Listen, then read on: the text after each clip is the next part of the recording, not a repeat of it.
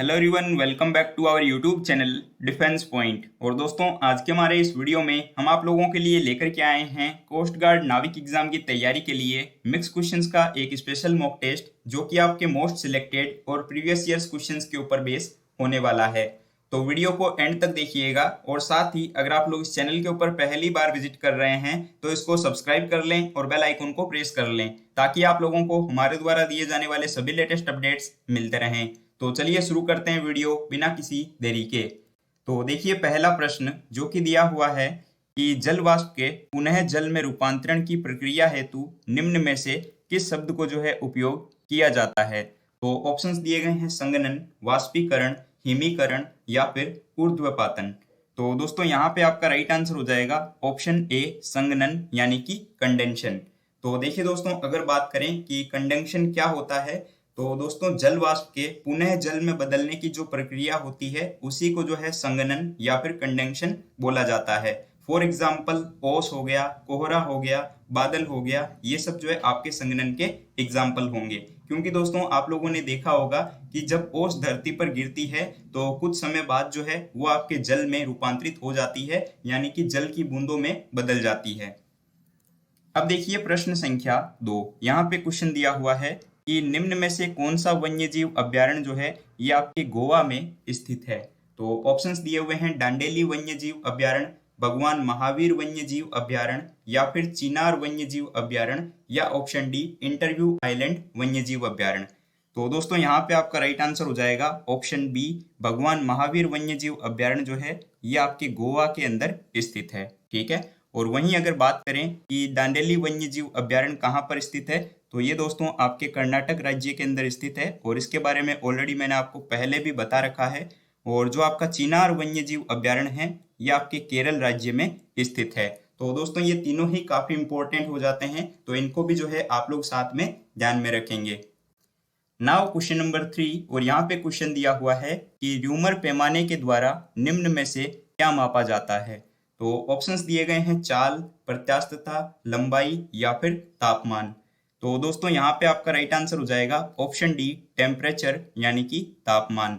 देखिए, तापमान को जो है centigrade scale, Fahrenheit scale, kelvin scale और र्यूमर स्केल के द्वारा मापा जाता है। और दोस्तों र्यूमर स्केल को लेकर बात करें तो इसमें जो आपका निम्न बिंदु होता है वो आपके 0 डिग्री होता है, और जो आपके हाईएस्ट पॉइंट होता है वो आपका 80 डिग्री होता है। नाउ क्वेश्चन नंबर 4, और यहाँ पर देखिए आपका इंग्लिश शुरू हो रहा है। तो इसमें जो है आपको क्वेश्चन में बोला जा रहा है कि आपको जो है सेंटेंस के अंदर ग्रामेटिकल एरर फाइंड करनी है, यानी कि स्पॉटिंग द एरर का क्वेश्चन दिया हुआ है। तो देखिए सेंटेंस है कि when I realise I was following by some street boys I decided to change my route. ठीक है। तो दोस्तों सेंटेंस में ये जो आई आया है, ठीक है, जो कि आपके स्ट्रीट बॉयज के द्वारा जो है यहाँ पर फॉलो किया जा रहा है। ठीक है। और यहाँ पर जो है सेंटेंस में बाई प्रीपोजिशन भी यूज में लिया गया है। तो इससे हमें ये समझ आता है कि ये जो सेंटेंस है ये आपके पैसिव वॉइस में है। ठीक है। तो जब सेंटेंस पैसिव वॉइस में है तो यहाँ पर दोस्तों आपके वाज फॉलोइंग बाई की जगह पर जो है हम लोग इसकी जगह यूज लेंगे वाज बीइंग फॉलोड बाई। ठीक है। यानी कि वाज फॉलोइंग बाई को जो है हम यहाँ पर वाज बीइंग फॉलोड बाई से रिप्लेस कर देंगे। तो दोस्तों इस सेंटेंस के पहले ही पार्ट के अंदर एरर है। तो आई होप कि क्वेश्चन आपको यहाँ पे समझ में आ गया होगा। नाउ क्वेश्चन नंबर 5, और यहाँ पर भी देखिए आपको जो है स्पॉटिंग द एरर का ही क्वेश्चन दिया हुआ है, और इस बार आपके पास सेंटेंस है कि I can clearly recollect the day as I first met you. ठीक है। तो यहाँ पर दोस्तों काफी सिंपल सा क्वेश्चन है। आई होप कि आपको देखते ही समझ आ गया होगा। यहाँ पर जो है बस कंजंक्शन का एरर है। तो देखिए दोस्तों, यहाँ पर ये जो इस सेंटेंस में कंजंक्शन एज आया है ना, तो इसका एज का यूज यहाँ पे नहीं होगा, क्योंकि एज का मतलब हो जाता है जैसा कि या फिर क्योंकि। ठीक है। तो इस यहाँ पर कंजंक्शन एज की जगह पे जो है हम लोग व्हेन कंजंक्शन को यूज में लेंगे। ठीक है। फिर यहाँ पे सही फॉर्म हो जाएगी कि when I first meet you. तो यहाँ पे कंजंक्शन एज की जगह पे कंजंक्शन व्हेन यूज में लिया जाएगा। तो ये भी जो है इसमें पहले ही पार्ट में एरर है कि एज की जगह पे व्हेन आएगा। नाउ क्वेश्चन नंबर 6, और यहाँ पे देखिए क्वेश्चन में बोला जा रहा है कि select the most appropriate सिनोनियम of the given word. तो दोस्तों आप लोगों को जैसा कि मैंने बार बार बताया है कि नाविक एग्जाम के लिए सिनोनियम और एंटोनियम काफी इंपॉर्टेंट हो जाते हैं, क्योंकि 3 से 4 मार्क्स के जो है सिनोनियम एंटोनियम देखने को मिलते हैं। तो यहाँ पर देखिए आपको एक वर्ड दिया गया है रिलीज। ठीक है। तो रिलीज का मतलब होता है दोस्तों छोड़ना या फिर जो है मुक्त करना। क्या होता है? तो रिलीज का मतलब होता है छोड़ना या फिर जो है आप बोल सकते हैं मुक्त कर देना। ठीक है, इसका जो है मैं हिंदी मीनिंग यहाँ पर नोट डाउन कर देता हूँ जिससे कि आपको काफी हेल्प मिलेगी। तो रिलीज मतलब हो गया छोड़ना या फिर मुक्त करना। तो उसी प्रकार देखिए चार ऑप्शंस आपके पास है, एक्विट, रिटेन, कॉन्फिन या फिर रिस्ट्रेन। तो यहाँ पर दोस्तों आपका क्या आंसर हो जाएगा? तो जिस प्रकार आपके रिलीज यानी कि छोड़ना या फिर मुक्त करना होता है उसी प्रकार आपका राइट आंसर हो जाएगा ऑप्शन ए, एक्वेट। ठीक है, जिसका मतलब होता है छोड़ देना। ठीक है, तो ये जो है इसका एक सिमिलर मीनिंग है, तो right answer will be option A. बाकी ऑप्शंस को लेकर बात करें तो रिटेन मतलब होता है बनाए रखना, किसी चीज को जो है बनाए रखना। ठीक है, और रिस्ट्रेन मतलब क्या होता है? तो रेस्ट्रेन मतलब दोस्तों हो जाता है आपके नियंत्रण। ठीक है ना, क्या होता है इसका मतलब? तो इसका मतलब आप बोल सकते हैं नियंत्रण रखना या फिर जो है आपके अंकुश बनाए रखना। ठीक है, अक्सर ये वर्ड आप लोगों ने सुना होगा। ठीक है, और कॉन्फाइन मतलब होता है आपके कैद करना। क्या होता है इसका मतलब? इसका मतलब हो जाता है आपके कैद कर लेना। अब देखिए दोस्तों प्रश्न संख्या 7, यहाँ पे भी जो है आपको सिनोनियम ही बताना है और इस बार आपके वर्ड है टेंशन। ठीक है, तो ये काफी कॉमन सा वर्ड है, आप सभी को पता होगा कि इसका मीनिंग क्या होता है। तो देखिए टेंशन जिसका मतलब हो जाता है तनाव। ठीक है, तो टेंशन मतलब क्या होता है? तनाव। तो इसके लिए आपको सिनोनियम बताना है। तो चार ऑप्शंस हैं, पीस, ठीक है, स्ट्रेन, कंफर्ट या फिर डिटैचमेंट। तो देखिए दोस्तों यहाँ पर आपका राइट आंसर हो जाएगा ऑप्शन सी। तो जिस प्रकार टेंशन यानी कि तनाव होता है उसी प्रकार स्ट्रेन मतलब भी क्या हो जाता है? तो स्ट्रेन मतलब भी जो है आपके तनाव ही होता है। और देखिए दोस्तों बाकी ऑप्शंस को लेकर बात करें तो पीस मतलब क्या होता है? तो पीस मतलब होता है आपके शांति। ठीक है, और कंफर्ट मतलब क्या होता है? तो कंफर्ट मतलब हो जाता है एक तरीके से आराम। ठीक है, और जो आपके डिटैचमेंट वर्ड दिया हुआ है तो इसका मतलब हो जाता है एक तरीके से वैराग्यपूर्ण। ठीक है, जो हम वैराग्य वर्ड बोलते हैं ना, तो इसका मतलब होता है वैराग्य। नाउ क्वेश्चन नंबर 8, और यहाँ पर देखिए क्वेश्चन है कि निम्नलिखित में से किसका उपयोग जो है ये नाभिकीय रिएक्टरों में न्यूट्रॉन अवशोषित पदार्थ के रूप में नहीं किया जाता। तो जो आपके नाभिकीय रिएक्टर होते हैं तो उनमें जो है किसका उपयोग यहाँ पर न्यूट्रॉन अवशोषित पदार्थ के रूप में नहीं किया जाता है, पूछा जा रहा है। तो ऑप्शंस हैं हाफनियम, बोरोन, कैडमियम या फिर लोहा। तो याद रखिएगा काफी इंपॉर्टेंट क्वेश्चन है और एज इट इज क्वेश्चन पूछा जाता है। तो यहाँ पे आपका राइट आंसर हो जाएगा लोहा यानी कि आयरन। देखिए ऑप्शंस के अकॉर्डिंग लोहे का उपयोग जो है आपके नाभिकीय रिएक्टरों में न्यूट्रॉन अवशोषित पदार्थ के रूप में नहीं किया जाता है। अगला प्रश्न देखिए जिसमें कि क्वेश्चन दिया हुआ है कि लोहे के ऊपर जंग लगना इनमें से कौन सी अभिक्रिया का उदाहरण है। ठीक है, ऑप्शंस हैं ऑक्सीडेशन, रिडक्शन, कोरिशन या फिर रेडॉक्स।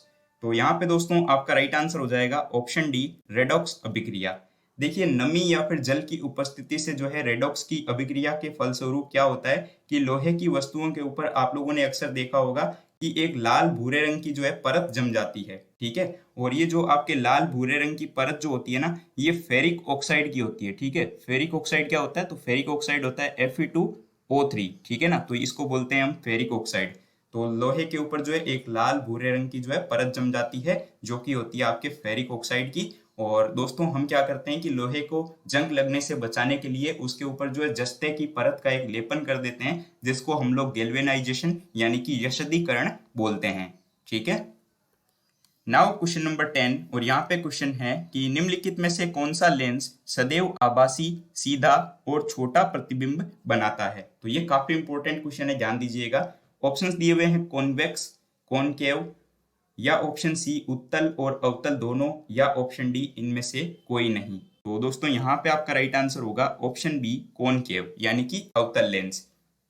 देखिए जो लेंस बीच से पतला और किनारों से मोटा होता हो उसको जो है हम लोग अवतल लेंस बोलते हैं। ठीक है, और यह अवतल लेंस जो होता है ना, ये आपतित समानांतर किरणों को जो है अपसारित कर देता है और फैलने की जो है प्रवृत्ति रखता है। तो इसीलिए जो है इसको अपसारी लेंस भी कहा जाता है। तो याद रखेंगे कि अवतल लेंस को ही जो है अपसारी लेंस कहा जाता है। और दोस्तों अवतल लेंस जो होता है ये सदैव ही जो है आपके आभासी, सीधा और छोटा प्रतिबिंब बनाता है। और दोस्तों जो आपके अवतल लेंस होता है ना, इसीलिए इसका उपयोग जो है आपके निकट दृष्टि दोष के निवारण के लिए भी किया जाता है, जैसा कि मैंने आपको लाइट वाले चैप्टर में पढ़ाया है। नाउ क्वेश्चन नंबर 11, और यहाँ पे क्वेश्चन दिया हुआ है कि बुक्सा टाइगर रिजर्व जो है ये आपके निम्न में से कौन से राज्य के अंदर स्थित है। तो ऑप्शन है आसाम, उड़ीसा, पश्चिम बंगाल या फिर झारखंड। तो दोस्तों यहाँ पे आपका राइट आंसर हो जाएगा ऑप्शन सी, पश्चिम बंगाल। देखिए पश्चिम बंगाल के अंदर जो है आपके बुक्सा और सुंदरवन टाइगर रिजर्व जो है स्थित है। ठीक है, तो याद रखेंगे कि पश्चिम बंगाल में जो है बुक्सा और सुंदरवन टाइगर रिजर्व स्थित है। झारखंड में अगर बात करें तो देखिए दोस्तों, झारखंड में जो है आपका पलामू हो जाएगा। कौन सा हो जाएगा? पलामू। ठीक है, और वहीं अगर बात करें आपके उड़ीसा को लेकर, तो उड़ीसा में जो आपके सिमलीपाल है। ठीक है, कौन सा हो जाएगा? सिमलीपाल। इसको जो है मैं लिख देता हूँ यहाँ पे, सिमलीपाल जो है ये आपके उड़ीसा में है। और आसाम में दोस्तों आपको पता होगा काजीरंगा है। ठीक है, काजीरंगा, जहां पर एक सींग वाले गैंडे पाए जाते हैं।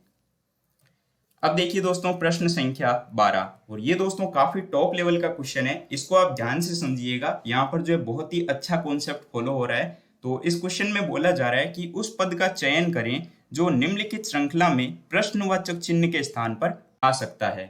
तो देखिए दोस्तों, मैं यहाँ पर जो आपको स्टेप बताने जा रहा हूँ उसको ध्यान से सुनिएगा। तो देखिए दोस्तों, यहाँ पर जो है आपको एक वर्ड दिया गया है केमल। ठीक है, तो यहाँ पर आपको एक वर्ड दिया गया है केमल, और इस केमल वर्ड को जब आगे लिखा जाता है तो देखिए इसमें क्या हुआ है कि जो इसका शुरू का लेटर था सी, ठीक है, तो इसको यहाँ फर्स्ट से हटा करके इसको जो है लास्ट में लिख दिया गया है। ठीक है, आप यहाँ पर देख सकते हैं कि इसको जो है लास्ट में लिखा गया है, और बाकी एज इट इज वर्ड को जो है यहाँ पर लिख दिया गया है AMELC। ठीक है, अब आगे क्या होगा, तो ये जब सीरीज आगे बढ़ेगी ना, तो इस बार जो है आपके ए वर्ड को जो है हम यहाँ पर से उठा करके यहाँ लास्ट में रख देंगे, यानी कि इस जगह पर। तो देखिए दोस्तों, इसमें क्या हुआ है कि ए वर्ड को हटा करके जो है यहाँ पर लास्ट में रख दिया गया है। ठीक है, अब क्या होगा, तो अगली बार दोस्तों क्या हो जाएगा, यहाँ पर ये जो एम लेटर होगा ना, तो एम लेटर को जो है हम उठा करके लास्ट में रख देंगे। तो देखिए आपका क्या बन जाएगा, ELCAM। ठीक है, तो अब आपसे पूछा जा रहा है कि जो अगली स्टेप आएगी इस सीरीज की वो क्या होगी। तो दोस्तों जाहिर सी बात है कि ये जो आपका ई लेटर है इसको उठा करके जो है हम यहाँ पर लास्ट में लिख देंगे। तो देखिए आपका क्या बनेगा, तो ये बन जाएगा L, ठीक है, फिर C, फिर A, फिर M, और लास्ट में क्या आ जाएगा E। तो ये देखिए ये आपका आंसर हो जाएगा। ठीक है ना, तो ये देखिए ऑप्शन में आपको कहाँ देखने को मिल रहा है, तो आप देख सकते हैं कि ऑप्शन डी में आपको ये दिया हुआ है LCAME। और उसके बाद की जो अगली स्टेप आएगी उसमें क्या हो जाएगा कि ये जो एल आएगा ना, ये आपके लास्ट में चला जाएगा। ठीक है, और वो हो जाएगा आपके वापस फिर से केमल। तो आई होप कि ये क्वेश्चन आपको समझ आ गया होगा। दोस्तों ये कॉन्सेप्ट जो है काफी अच्छा कॉन्सेप्ट था, और इस टाइप का क्वेश्चन जो है आपके एयरफोर्स में आया हुआ है, और जो आपके SSC लेवल के जो एग्जाम्स होते हैं उनमें भी देखने को मिलता है। अब देखिए प्रश्न संख्या 13, और यहाँ पर जो है आपको ब्लड रिलेशन का क्वेश्चन दिया हुआ है। तो ये क्वेश्चन भी काफी अच्छा सवाल है, इसको ध्यान से समझिएगा। तो क्वेश्चन में बोला जा रहा है कि एक व्यक्ति की तस्वीर की ओर इशारा करते हुए प्रांजल ने कहा कि वह मेरे पिता के भाई के पिता का बेटा है। तो उस व्यक्ति का जो है प्रांजल से किस प्रकार का रिलेशन है ये आपको बताना है। तो देखिए दोस्तों, जब भी इस टाइप का क्वेश्चन आपको देखने को मिले कि व्यक्ति की ओर, तस्वीर की ओर इशारा हो रहा है या फिर जो है किसी और की ओर इशारा किया जा रहा है, तो उसमें जो है जो व्यक्ति बोलता है उसी से जो है हम क्वेश्चन की शुरुआत करते हैं। तो देखिए इसमें जो है कौन बोल रहा है, तो एक व्यक्ति की तस्वीर की ओर इशारा करते हुए प्रांजल ने कहा, तो हम क्वेश्चन जो है वो प्रांजल से शुरू करेंगे। तो ये मान लीजिए कि कोई प्रांजल है, ठीक है, जो कि किसी तस्वीर, ठीक है, या फिर जो है आप बोल सकते हैं कि चित्र, ठीक है ना, ये मान लीजिए कोई तस्वीर है, इसकी ओर इशारा करते हुए, मतलब कि ये जो आपकी तस्वीर है इसकी ओर मान लीजिए कि इस प्रांजल ने इशारा करते हुए कहा कि वह मेरे पिता, कौन बोल रहा है, प्रांजल बोल रहा है, तो प्रांजल के पिता, यानी कि मेरे पिता यानी कि प्रांजल के पिता, तो ये मान लीजिए कि कोई प्रांजल के पिता हो गए। ठीक है, पिता के भाई यानी कि मेरे पिता के भाई, यानी कि जो प्रांजल के पिता है उनके जो भाई है ना, ठीक है, उनके जो भाई हैं उनके जो पिता होंगे, यानी कि भाई के जो पिता हैं, ठीक है, उनका वो बेटा है तस्वीर वाला आदमी। ठीक है, तो ये जो है इनका बेटा लगता है। तो अब ये पूछा जा रहा है कि वह व्यक्ति जो है प्रांजल से किस प्रकार से रिलेटेड है। तो देखिए दोस्तों, आपको ये एक चीज समझ आ गई होगी, बस सिर्फ डायग्राम का यहाँ पे जो है मैटर है पूरा।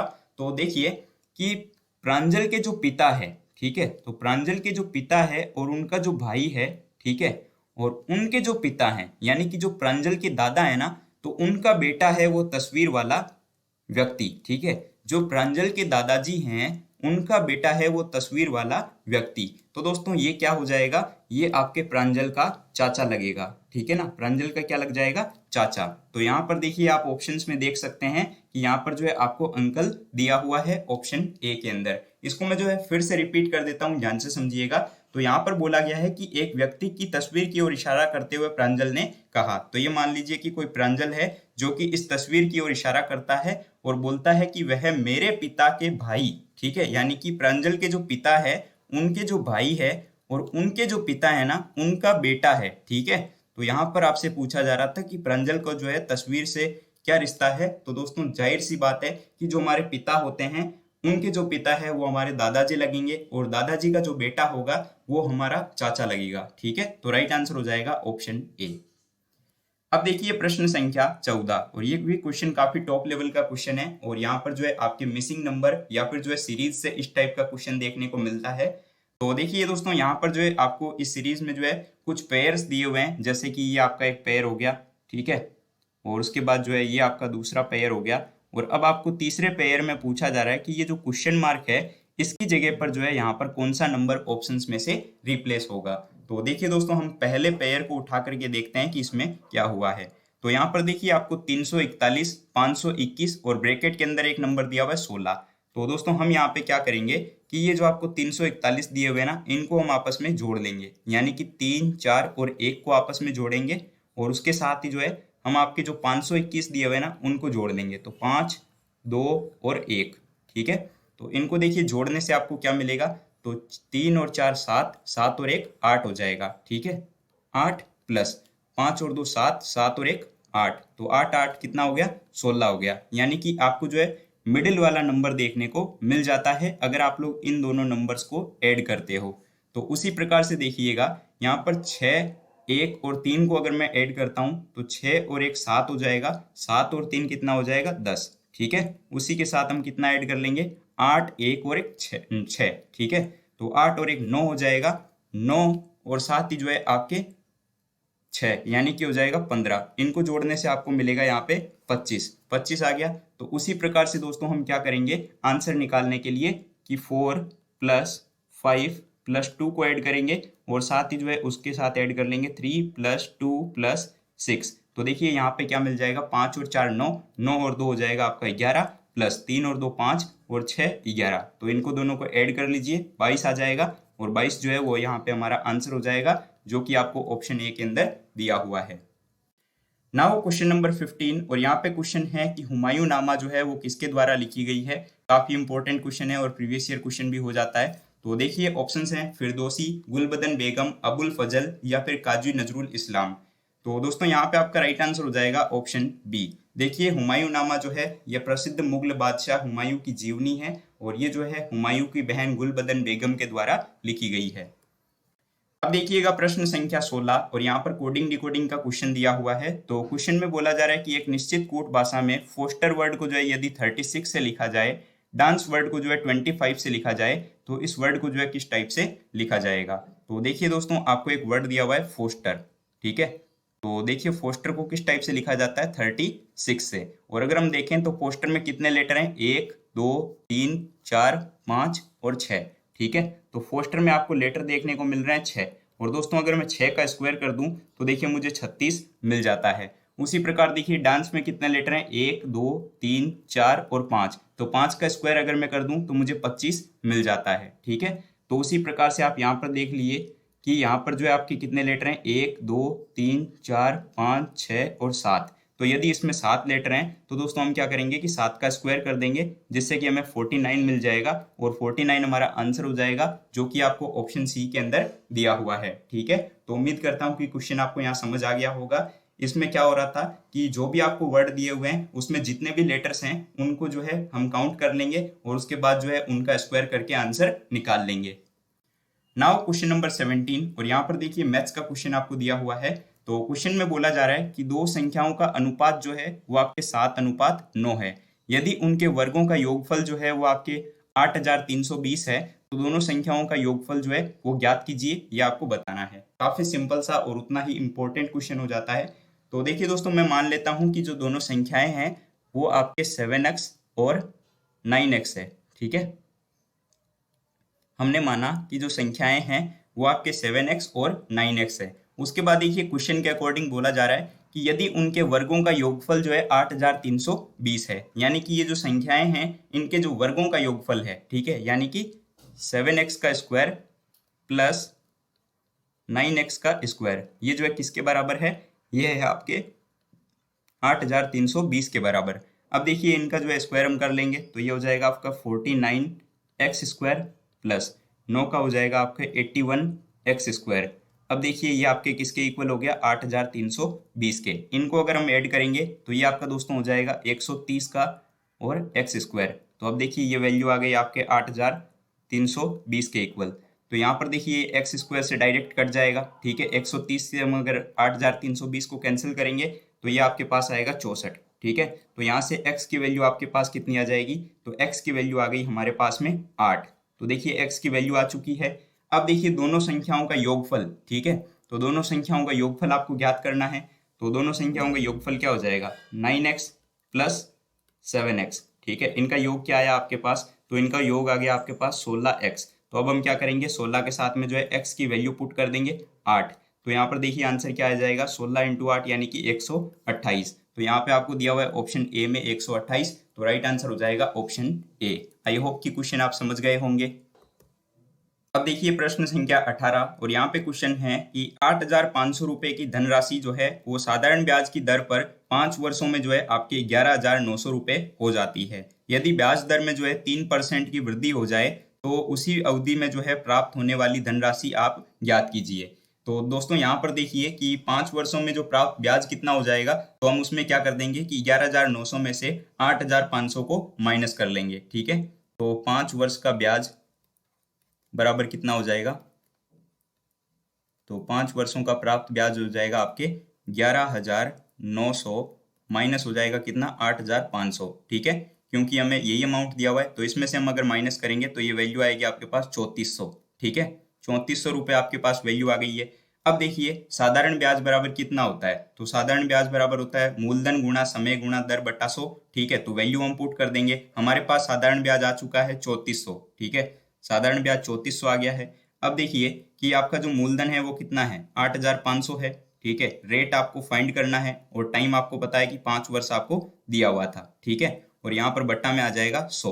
देखिए 00 से 00 यहाँ पे कैंसिल हो जाएगा और ये वैल्यू जब आप निकालोगे तो आर की वैल्यू जो है आपके पास यहाँ पे क्या आ जाएगी, 8% आएगी, ठीक है। आर की वैल्यू आपके पास आ जाएगी 8%। अब देखिए दोस्तों आर की वैल्यू आपके पास 8% आ चुकी है।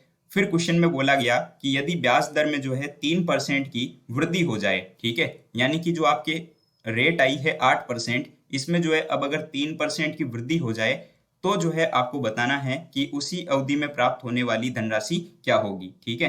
अब देखिए यहाँ पर जो है इसमें 3% की वृद्धि कर दी जाती है, तो 8 प्लस 3 कितना हो जाएगा, 8 प्लस 3 हो जाएगा आपकी 11%। ये वैल्यू अब आपके पास 11% आ गई। तो अब ब्याज कितना होगा ये आपको निकालना है। तो देखिए ब्याज बराबर क्या हो जाएगा, मूलधन गुणा दर। अब दर आपके पास कितनी है, 11 गुणा समय 5 वर्ष ही रहेगा, ठीक है। और बट्टा में आ जाएगा 100। यहाँ पर देखिए इनको 0 से 0 कैंसिल कर लीजिए और यहाँ पर वैल्यू आ जाएगी आपके पास कितनी, 4675। 4675 वैल्यू आ गई। तो दोस्तों प्राप्त होने वाली कुल धनराशि कितनी हो जाएगी, तो देखिए पहले धनराशि कितनी थी, 8500 थी, ठीक है ना। तो पहले धनराशि थी आपके पास में 8500, उसमें जो है अब हम ऐड कर लेंगे 4675 को। तो देखिए कुल धनराशि, ठीक है, तो कुल धनराशि बराबर क्या हो जाएगा, तो ये इसको जो है हम आप में क्या करेंगे कि 4675 को ऐड कर देंगे किसमें, 8500 में, ठीक है, जो आपको क्वेश्चन में धनराशि दी हुई थी। तो इसमें ऐड करेंगे तो यह आ जाएगी आपके पास 13,175। 13,175 जो कि आपको दिया हुआ है ऑप्शन बी के अंदर। तो right answer will be option B. उम्मीद करता हूं कि क्वेश्चन आप समझ गए होंगे। अब देखिए प्रश्न संख्या 19 और यहाँ पे क्वेश्चन दिया हुआ है कि कोलेरू झील जो है ये कौन से राज्य में स्थित है। तो दोस्तों कोलेरू झील जो है ये आपके आंध्र प्रदेश राज्य में कृष्णा और गोदावरी नदियों के डेल्टा के जो है मध्य में स्थित एक तटीय झील है। तो यहाँ पे आपका राइट आंसर हो जाएगा ऑप्शन सी, आंध्र प्रदेश। अब देखिए प्रश्न संख्या 20 और यहाँ पे क्वेश्चन दिया हुआ है कि ओजोन के एक अणु में जो है कितने ऑक्सीजन परमाणु होते हैं। तो देखिए दोस्तों, ओजोन गैस के जो है एक अणु में ऑक्सीजन के जो है 3 परमाणुओं का संयोग होता है। तो यहाँ पे आपका राइट आंसर हो जाएगा ऑप्शन डी। और अक्सर जो है ओजोन को O3 के द्वारा लिखा जाता है। दोस्तों, ओजोन जो है ये वायुमंडल में जो है आपके लगभग 0.02% पाई जाती है। ठीक है। और ये जो है ओजोन आपके मतलब कि पराबैंगनी किरणों से मतलब कि हमारी जो स्किन कैंसर होती है उसकी जो है रक्षा करती है, और त्वचा की जो है बीमारियां जो होती है उनसे भी हमारी रक्षा करती है। तो राइट आंसर हो जाएगा ऑप्शन डी। अब दोस्तों, एक क्वेश्चन आप लोगों के लिए है क्वेश्चन फॉर यू सीरीज में। तो आपके लिए क्वेश्चन है कि पदार्थ की निम्नलिखित में से किस अवस्था को जो है बोस आइंस्टीन कंडेंसन के नाम से भी जाना जाता है। तो ये आपको बताना है कि पदार्थ की ऐसी कौन सी अवस्था है जिसको बोस आइंस्टीन कंडेंसन के नाम से जानते हैं। तो ऑप्शंस हैं तृतीय, पंचम, द्वितीय या फिर चतुर्थ। तो जो भी इसका राइट आंसर है वो आप लोग इस वीडियो के नीचे कमेंट बॉक्स में कमेंट कीजिएगा। वीडियो आपको कैसा लगा ये जरूर से बताइएगा। वीडियो अगर पसंद आया हो तो इसको लाइक कीजिएगा। चैनल पर अगर आप लोग नए हो तो इसको सब्सक्राइब कीजिएगा, और अपने दोस्तों के साथ में शेयर करना बिल्कुल भी मत भूलिएगा। दोस्तों, क्वेश्चंस की पीडीएफ आपको टेलीग्राम ग्रुप में देखने को मिलेगी, तो टेलीग्राम ग्रुप को जरूर से ज्वाइन कर लीजिएगा। तो मिलते हैं हम एक नए वीडियो के साथ में, नए टॉपिक के साथ। तब तक के लिए जय Hind and thank you so much for watching this.